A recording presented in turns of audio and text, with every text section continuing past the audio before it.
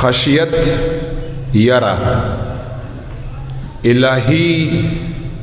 د معبود برحق الہ العالمین نا دا یو ډیر امر ضروری دی، دا یو ډیر اهم سیز دی.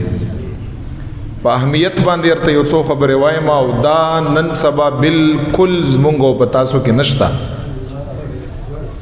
ګورئ پروي زمین باندې چې څومره فسادات دي، زما څومره ووي تاسو په هغې باندې بیا پوهیږئ. یعنی ټول پروي زمین باندې چې څومره فسادات دي، هغه که د ګناه په شکل کې دي، کبایر، صغایر، نافرمانی، قتل و قتال و غارت، چې څومره فاسدات دي او څومره ورانۍ دي، د دغه ټولو فساداتو صرف اور صرف یو وجه ده. دا ولی دی وجه صرف دا ده چې زما او ستا په زړه کې خشیت الهی نشته. بس دا دومره یو امر مهم،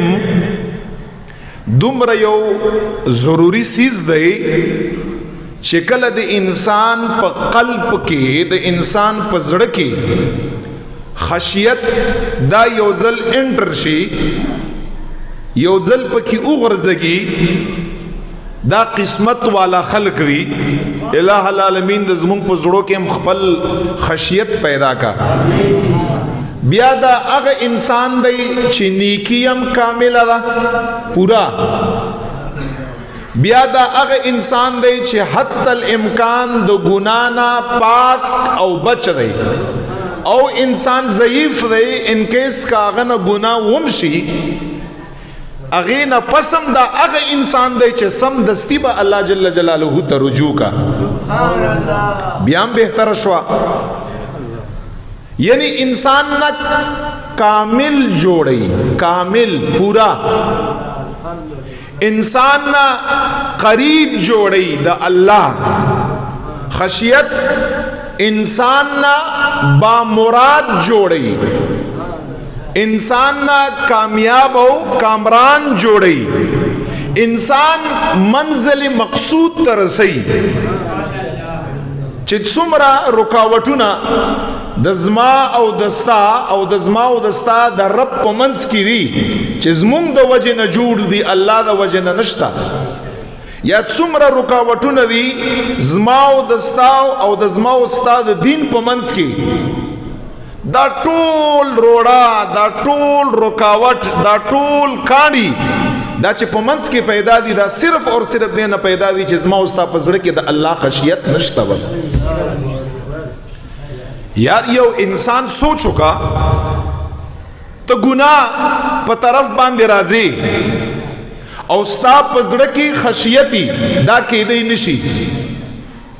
دوه خبرې دي، که خشیت وو گناہ بنی، او که خشیت نو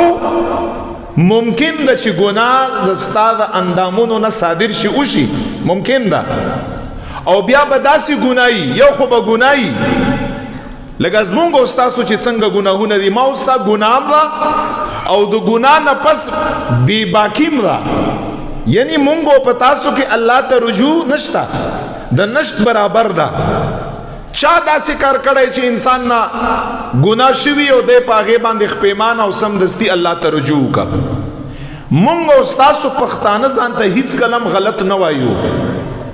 معصوم او محفوظ او خپل ځان ګړو او هر ټیم ما او تا په حق باندې یو. څومره راته چې بل انسان کوک ښکاري، کو دومره راته خپل نفس کوک ښکاره کېدی، نه به زه کوک وای او نه به ته کوک وای. که ځان سړي ته چې کله ځان سړي ته کوک ښکاره شي نو بیا یې رسمولو کوشش وکړه، دیم سیده شي او مخلوقات هم ورته سیده ښکاري. خو چې ته کوږي ته به هم کوږي او بل به هم ورته کوږ ښکاري. څومره چې ما او تا تنقید په بل چا باندې کوو، که دا مو په ځان باندې وکړه، زما او ستا به اصلاح وشي. عمر فاروق فرمائی رضی اللہ عنہ چې بسترا او کمبل بالخت او ترشک او بیډ دا صرف د آرام د پاره نه وي چې ما او تا پکې ننوځو او آرام وکړو په پسته بستر باندې عمر فاروق فرمایي چې دا بستر دا د محاسبې د پاره ده چې ته پکې ننوځې کنه دا قبر دی کنه دا قبر دی ځان باندې بڑستن کمبال رواچه لګ ځان سره محاسبه وکړه د سحر رئیسې چې زه سحر را ناستې ما څومره نیکی کړي دي او ما څومره بدی کړي دي صحابه عمر فاروق به بسترم محاسبې لپاره استعمالوله خپل بارته اندازه ولګي چې کومه پرلا دستا زیاته ده بیا آیا چې تب بستر کې ننوتلی آرام کړي تا ما خستن منځ کړی دا د الله رزق چې تا اوسو خوړه ولې د خوړه ستا حق څه جوړېږي چې ته د الله رزق خوري یو شی به روزانه په بنیاد باندې په بنیاد باندې چې کله انسان محاسبه وکا علما فرمایي داسې انسان نه د الله ولی جوړېږي بیا دا اولیاء چې دي دا اولیاء په دې باندې دي چې ټول عمر یې بل سره حساب کتاب نه دی کړی په نورو باندې به مهربانو په نورو باندې به شفیقو مخلوق خدا باندې به زیریده که حساب کتاب یې کړی دی خپل ځان سره یې کړی دی ځکه دا خلک تر جوړ دي او ما وته که حساب کتاب مو کړی دی نو بل سره مو کړی دی ځان خو ما وته کامل ښکاري مونږ خو لوی خلک یو مونږ نه دام سوچ دی خطا شرط کږي وجه څه ده د دغه ټولو خبرو خلاصه زما او ستا زړه نن د حب د محبت د دنیا نه ډک دی د محبت د مال نه ډک دی د محبت د شهرت نه ډک دی د محبت د عزت نه ډک دی محبت د آخرت پکې نشته او چې کوم اهم چیز دی چې هغه ته خشیت الهی ویل کېږي خوف ویل کېږي نن زما او ستا د هغې زړه د هغې نه عاري دی او د هغې نه پاک دی نشته پکې مونږ او ستاسو مطلب هم داسې دی کهاوت چې څه ته وي هغې نه ویریږه څوک چې خدای پاک نه یریږي هغه خلکو څوک چې خدای پاک نه یریږي وي هغې نه مه یریږه هغه غلط کار خو چې څوک رب نه یریږي هغه نه ویریږه ځکه چې هغه مقصد یې دا دی چې هغه هر څه کولی شي دومره خطرناک چیز دی نو چې چا په زړه کې خشیت نه